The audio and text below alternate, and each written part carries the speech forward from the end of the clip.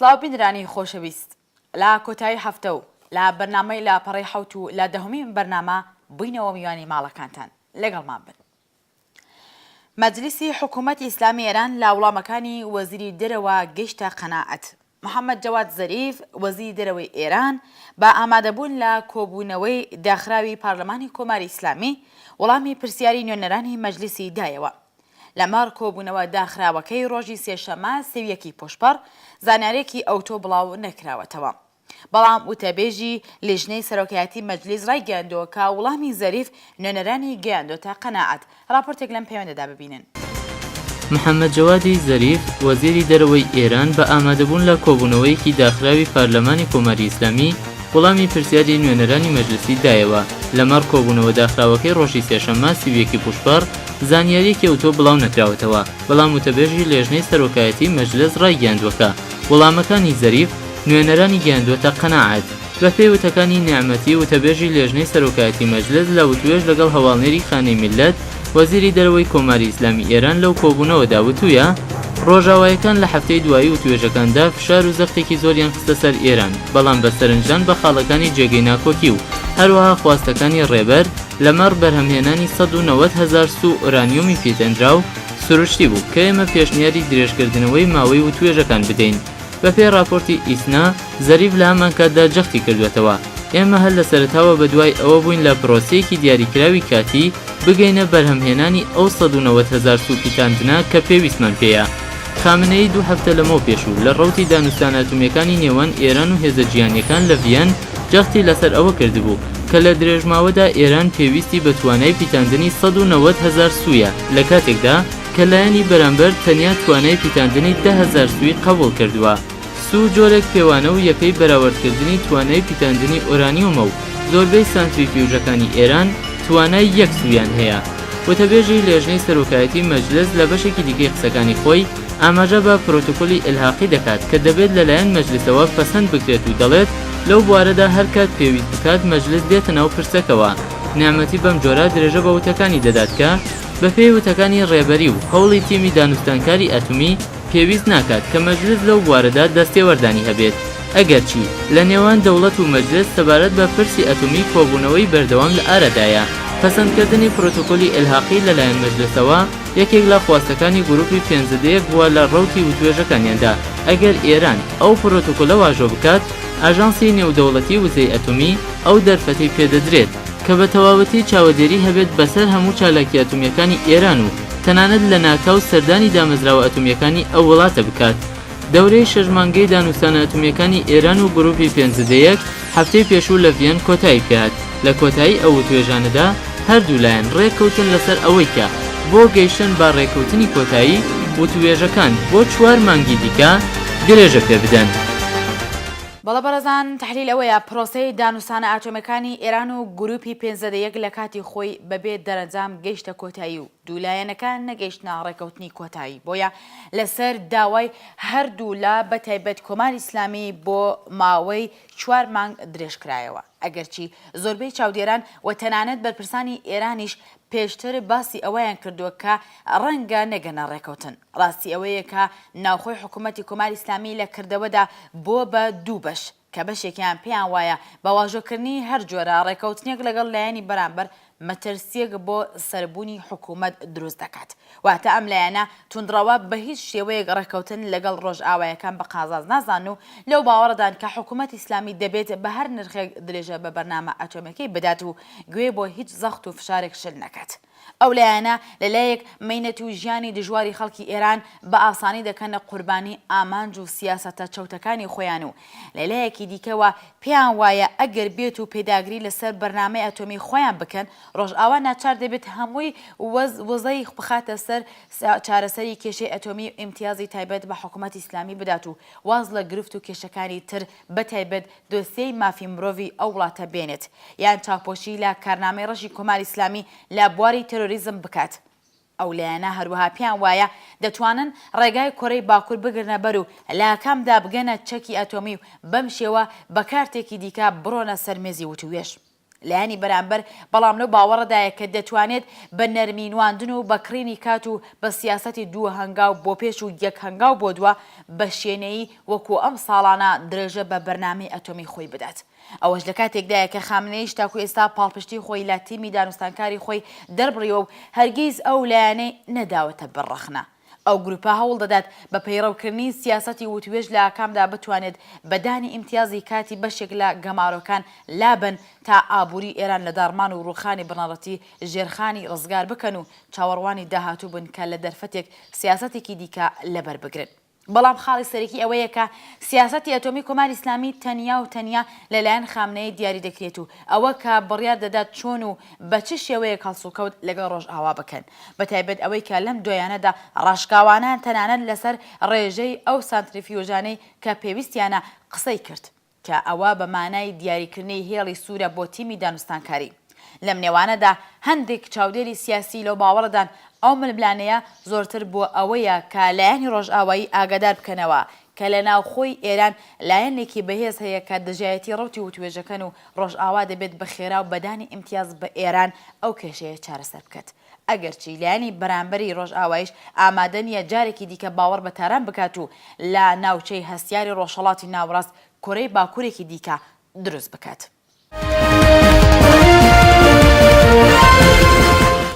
وەزیری دادگوستەری کۆماری ئیسلامی دەڵێت لەبەر ئەوەی کە جیاکردنەوەی ڕەگەزی دەبێتە هۆی زیادکردنی بازدەهی پێشبازی لەو گەڵاڵەیە دەکەین.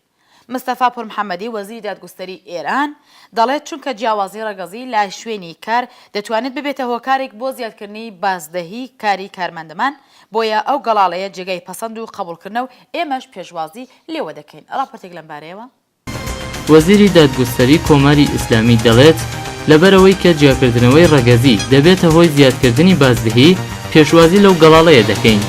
مستەفا پور محەممەدی وەزیری دادگوستەری ئێران دەڵێت چونکە جیاوازی ڕەگەزی لە شوێنی کار ئەتوانێت ببێتە هۆکارێک بۆ زیادکردنی بازدەهی کاری کارمەندان بۆیە ئەو گەڵاڵەیە جێگەی پەسەند و قبولکردنە و ئێمە پێشوازی لێوە دەکەین.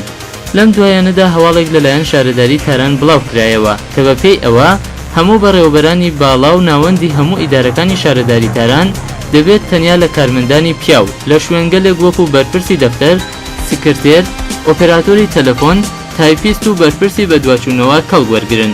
هەروەها پێشنیاز کراوە بۆ ئارامی و ئاسایشی زۆرتری کارمەندان تا ئەو جێگایە بکرێت شوێنی دامرکانی کارمەندانی ژن و پیاو لە یەکتر جیا بکرێتەوە.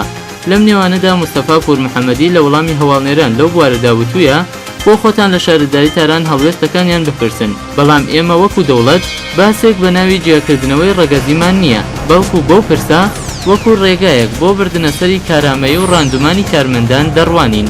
پور محەممەدی دەڵێت ئەگەر لە ناوەندێک ئەو دەرفەتە و ئیمکانە هەبێت کە کارمەندانی ژن و پیاو لە یەکتر جیا بکرێنەوە ئەو کارە دەبێتە هۆی بەرزبوونەوەی ڕێژەی کارامەیی و ڕاندومانی کاری.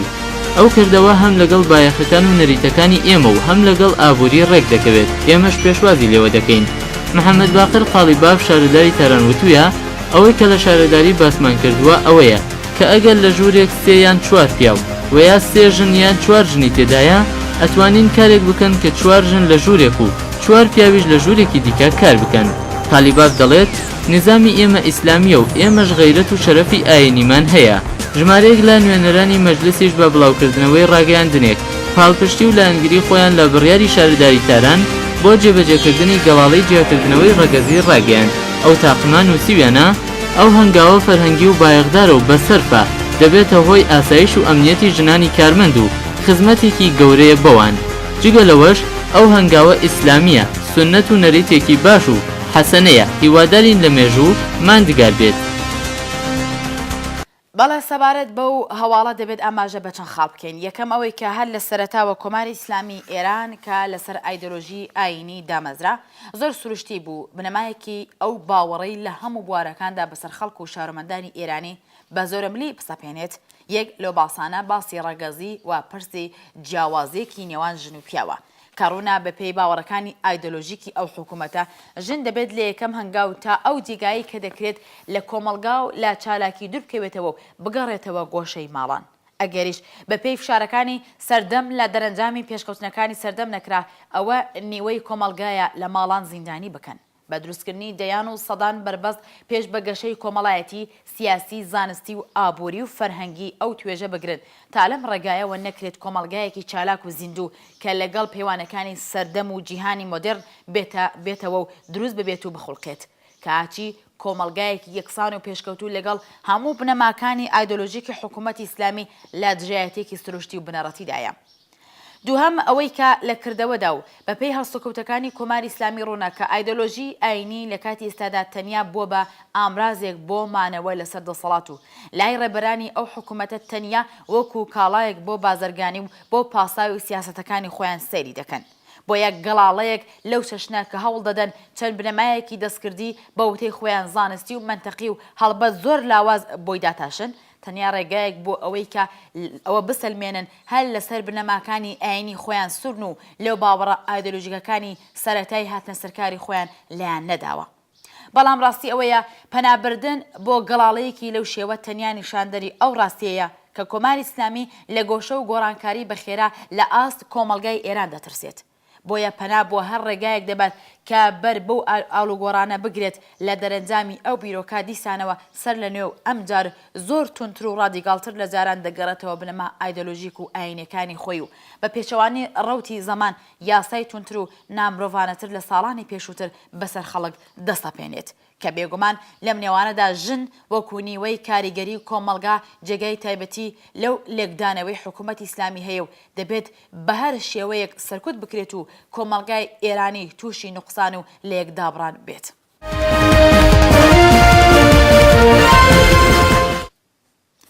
و بەڵام بچینە غەزە و شەڕ لە غەزا هەر بەردەوامە. ڕێژەی قوربانیانی شەڕی ئیسرائیل حەماس لە 700 کەسیش تێپەڕی. ئەوەش لە کاتێکدایە کە تا ڕۆژی پێنجشەممە لە ڕاوتی ئەم شەڕەدا زیاتر لە 680 فلستینی و 32 ئیسرائیلی گیانیان لەدەستداوە کە لەم نێوانەدا بەهۆی ئاماری زۆری قوربانیانی مەدەنی ئەنجومەنی مافی مرۆڤی نەتەوە یەکگرتوەکان لە کۆبنەوەیکی بەخێرای ڕۆژی چوارشەممە بڕیاریدا کە سەبارەت بە ئەگەری پێشەرکاری یاسانی و دەوڵەتیەکان لە ڕۆتی هێرشی ئیسرائیل بۆ سەر غەزا لێکۆڵینەوەی نێودەوڵەتی بکرێت. راپۆرتێک لەم بارەیەوە سوپای ئیسرائیلی ڕایگەیاند کە ڕۆژی چوارشەممە 3 سەربازی ئیسرائیلی لە کەرتی غەزە کوژران بەمە ژمارەی کوژرانی سەربازی ئیسرائیلی گەیشتە 32 سەرباز هاوکات بەپێی دوایین ئاماری ڕاگەیەنرا و 161 منداڵ لەو شەڕانەدا کوژراون. لەلایەکی دیکەوە سەرچاوەیەکی پزیشکی فلستینی ڕایگەیاند کە لە بردومانکردنی شاری خانی یونس لەلایەن ئیسرائیلەوە ژمارەیە کوژرا و بریندار هەن هەندێک لە هاوڵاتیانیش کەوتنەتە ژێر خانوەکانیان. هەروەها ناوەندی فلستینی بۆ مافی مرۆڤ ڕایگەیاند کە لە 180 ئەو فلستینیانەی لە بردومانکردنی هێزەکانی ئیسرائیل دەبنە قوربانی خەڵکی مەدەنین بەپێی دوایین ئاماری ڕاگەیەنرا و لە شەڕی نێوان ئیسرائیل و حەماسدا تا ئێستا لە کەرتی غەزە 678 کەس کوژراون کە 161یان منداڵن و 65یان ژنن. هەروەها 4250 کەس بریندار بوون کە 1213یان منداڵن و 698یان ژنن. لە هەواڵێکی دیکەدا سەرکردایەتی ڕێکخراوی ئازادی فلستینی بە فرمی پشتگیری داواکاری غەزە دەکات بۆ هێوەرکردنی دۆخەکە داواش دەکات لە پێناو هێمنکردنەوەی دۆخەکەدا حماس و ئیسرائیل هێرشەکانیان بۆ سەر یەکتر ڕابگرن. دوای کۆبوونەوەیەکی مەحموود عەباس سەرۆکی فلستین لەگەڵ بەرپرسانی ڕێکخراوی ئازادی فلستینی لە ڕاگەیەنراوێکدا ڕێکخراوەکە پشتگیری لە داواکاریەکی حەماس دەکات بۆ لابردنی گەماروی سەر غەزە و دەڵێت ئەو داواکاریەی حەماس داواکاری خەڵکی فلستینیشە. هەروەها لە ڕاگەیەنراوێکدا داوا لە بزوتنەوەی حەماس و سوپای ئیسرائیلیش دەکات هێرشەکانیان بۆ سەر یەکتر ڕابگرن.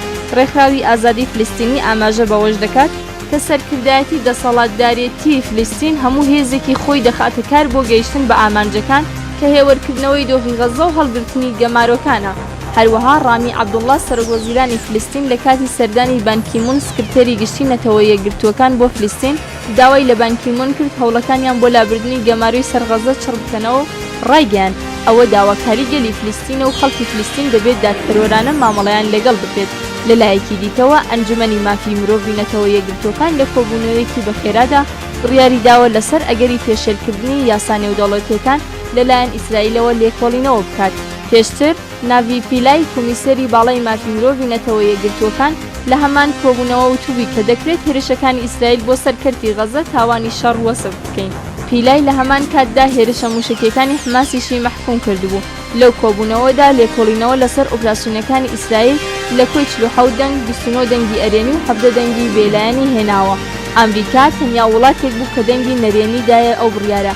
هاوکات لەگەڵ هەواڵەکان بۆ ڕاگەیاندنی ئاگربڕ پیلای لە ژنێڤ وتی وێرانکردنی خانووەکان و کوشتنی فلستینەکان جێگای نیگەرانی زۆرە و وا دیارە ئیسرائیل لە هێزێکی زیادە لە حەد دژی فلستینەکان هەڵ دەگرێت. پیلای دەڵێت سەرنجنەدان بە یاسا و ڕێسای مرۆڤدۆستانە نێودەوڵەتیەکان و مافی ژیان بە شێوەیەکی سەرنجڕاکێش ئاشکرایە. سەبارەت بە دوایین شەڕی نێوان ئیسرائیل و حەماس دەبێت ئاماژە بە دوو خاڵ بکەین. یەکەم ڕاستیەوەیە کە حەماس لەسەر بنەمای ناسیۆنالیسمێکی ئیسلامی دامەزراوە کە جگە لە باوەڕی قوڵی عەرەبی هۆکارێکی دیکەی بۆ دژایەتی لەگەڵ ئیسرائیل هەیە. ئەویش ڕوانگەی ئایدۆلۆژیکی ئیسلامی ئیخوانیە کە جوولەکە بە دوژمنی سەرەکی مسلمانە وەسف دەکەن و ڕوونا ئەو ناوکۆکی و شەڕەش مێژوەکەی 1400 ساڵە تازە نییە. بەڵام لالایەنی بەرامبەر ڕێکخراوی ڕزگاری خوازی فلستین و بەتایبەت بزوتنەوەی فەتح بە سەرکردایەتی ئەو کاتی یاسر عەرەفات و ئێستای مەحموود عەباس ئەبوو بازن ڕوانگەیەکی سێکولار و نەرمونیانی هەیە و تەنیا ئاماجی مسۆگەرکردنی خواست و مافەڕەواکانی خەڵکی فلستین بووە و بەس. بۆیە کاتێک کە هەستیان کرد دەتوانن لە ڕێگای دانوسان لەگەڵ ئیسرائیلەکان بگەنە ڕێکەوتن ئامادەبوون دان بەسەر ئیسرائیل وەکو دەوڵەتێکی خاوەن ئاڵای ڕەسمی دابنێن. ئەو ڕاستیە قبول بکەن کە دەوڵەتی جوولەکەکان دراوسەیانە و دەکرێت وەکو دوو دەوڵەتی سربەخۆ لە پاڵ یەک بە ئاشتیوانی ژیان بکەن ئەگەرچی تا گەیشتن بەو قۆناغا زۆری ماوە. بەڵام حەماس کە ڕوونا لەیانی دەرەکیەکیان کاریگەری زۆریان لەسرە تاکو ئێستا ئامادە نیە دام بەسەر ئیسرائیل دابنێت و دیارە دروشمی سەرەکیشی لە ناوبردنی ئیسرائیل و ڕزگاری هەموو ئەو ناوچەیە کە لە ڕوانگەی خۆیانەوە مڵکی فلستینەکانە واتە بە خاکی ئێستا ئیسرائیلیشەوە و هەروەها دامەزرانی دەوڵەتێکی ئیسلامی لە شێوەی ئیخوانەکان.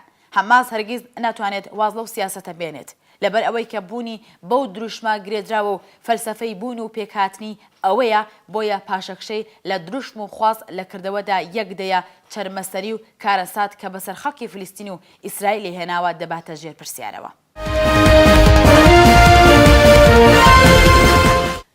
و بەڵام خاڵی دووهەم ئەوە ڕوونا کە جاروبار و بە چەندین هۆکار حەماس دەست دەکات بە هەڵکردنی ئاگری شەڕ دژی ئیسرائیل.